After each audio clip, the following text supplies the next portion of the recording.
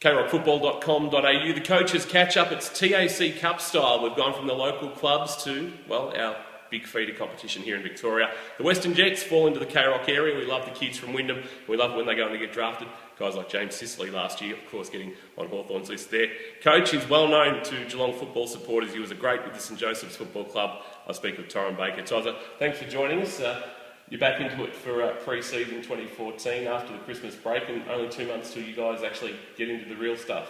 Yeah, thanks, King. Good to have you down here. And yeah, it is. It comes around pretty quick for TAC footy. We've got a practice match in 2 weeks' time, so for our players, it's really about hitting some form because we've got some decisions to make about the list. So important time for the boys. Your second season in charge after taking over from Steve Crediuk. First season, I reckon, was beyond your expectations. You got a kid drafted, but the team as a whole performed very well, making it through to the second week of the finals. Yeah, I think in terms of the team-wise performance, I mean, we played a hell of a lot of bottom majors last year, and to get the results that we did was fairly pleasing for the club, and obviously it puts us in a good state for this year. But in saying that, every year's a new year, and you really don't know the competition out there. So it might be just a really talented group coming throughout the whole TAC competition.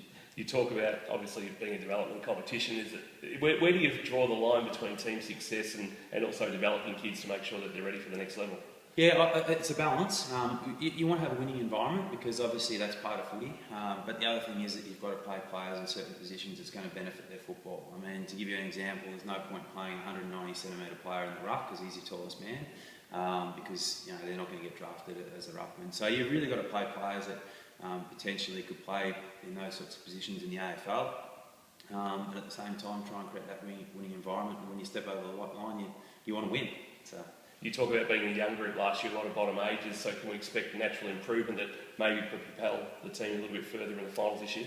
Well, I think the good thing is that we've got probably about 12 to 15 guys who have had a real taste of TAC football, which is probably not the case with all regions. And from that point of view, I think the settling in factor really for TAC kids can be very difficult, jumping from a local competition into TAC. So having a number of players do that early, I think is an advantage for us. I mentioned James Sicily's name before. How much do you use him this year as a bit of a spur for the boys to say, look, you can find yourself on a list if you're willing to work hard enough? Yeah, well Sis is a great example of someone who probably didn't have the greatest start of the year. Even his national championships were probably below what he would have liked, and but really put his head down to have a fantastic second half of the season, and finds himself on an AFL list and a great club like Hawthorn. So yeah, it's great for him, and hopefully we'll have a few more next year. You've coached men, now you're coaching teenagers. Have you found out something about yourself as a coach that you didn't know 12 months ago? Oh, look, I think certainly there's a major difference, and I think you're finding out things about yourself all the time in the coaching environment, and there's just new situations that evolve all the time, and I think but having coached both sets of group of I suppose age groups, it just makes you a more well-rounded coach, and I've really enjoyed both levels that I've done. Are you missing having a kick? Obviously, we know you had a glittering career, obviously with St Joseph's, but down at Camperdown as well, up in the Western region as well. Do you miss not being able to run out and still get your hands on the leather? Yeah, there's no doubt, King, that if this year was the first year I didn't play, and yeah, it still hurts a bit. I'd still love to be playing. There's no doubt about that, but. I suppose 34 now, and sort of within the last couple of years, I've sort of had to make a choice, and certainly the football career can only go so long, and coaching career is sort of taken off a little bit. So unfortunately, I won't be pulling the boots back on. What's the hope for your coaching career? You obviously would love to find yourself one day as an assistant at an AFL club. Look, I think right at the moment I'm just really happy to be doing what I'm doing, and I think it's certainly a big learning curve. If something later on happened like that, well, that would be fantastic. I suppose I'll just get as much knowledge as I can, get the experience up, and then if it happens, well, I'm sure that'll be great. Let's talk about the playing group without putting pressure on any of the kids, but some names that we should keep an eye out for this year, kids that should be in the mix for Vic Metro representation at the 18 Nationals, and then hopefully be thereabouts come November at draft time. Yeah, well, we've got 5 that have already been listed in the initial Vic Metro squad, although that can obviously change through the early rounds, but We've got a guy like Liam Duggan who's had a fantastic pre-season, played a lot of football with us last year. He's in the AIS program, and we really think he's going to have a big year.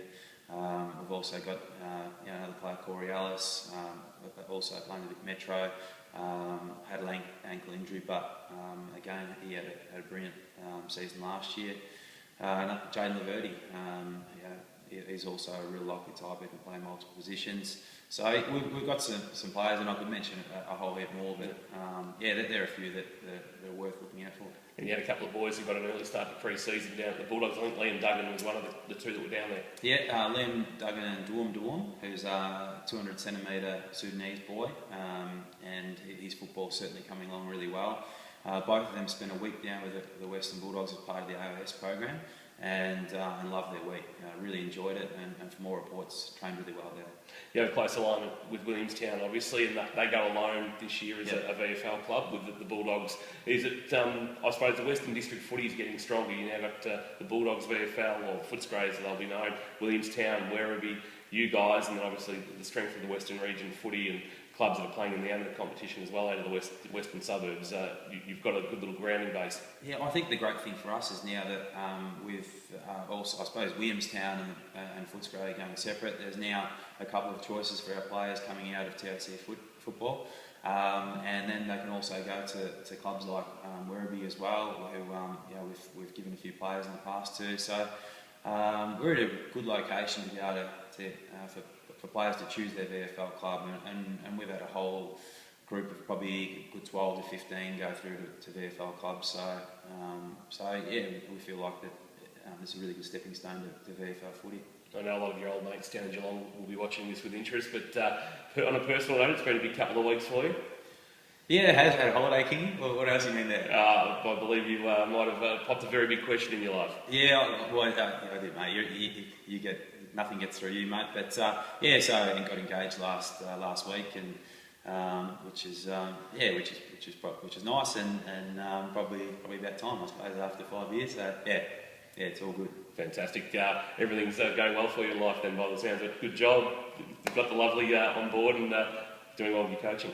Yeah. Oh, look, No, there's no complaints at this point in time, but and hopefully it's a good year and some success at the end of the year, and life will be just perfect. Fantastic. So it's always great to catch up with you. We haven't spoken to you on camera for a while, I think probably since you won the Matheson medal going back 6 or 7 years, but we wish you the best of luck with your second year at the Jets. Thanks for joining us. Cheers, King.